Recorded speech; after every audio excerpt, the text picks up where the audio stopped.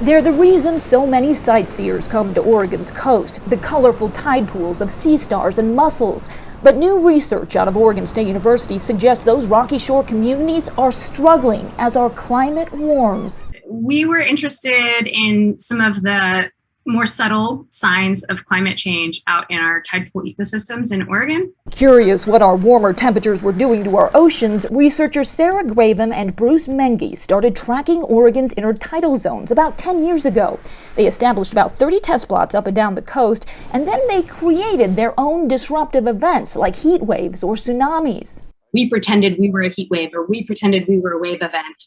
Every year over the decade, the researchers measured how the communities bounced back after the simulated disturbances by looking at what organisms and how many returned to the test plots. They discovered after a while the marine species took longer to recolonize the bare rock.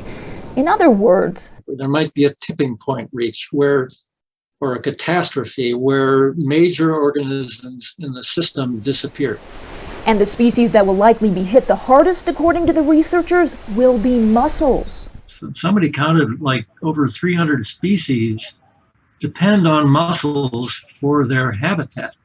That would be an enormous loss of species if that sort of catastrophe happened. But the researchers say that is not where the impacts end. They believe what happens along the coastal ecosystem is a good indication of what could happen on land as well. The results just as catastrophic. You know, mussels are sort of the trees of the intertidal of the rocky shores. If that sort of trend reached some sort of tipping point, we might lose our forests, or at least major parts of them. The researchers say this is a trend that will continue as long as the warming does. It will be up to us to change that.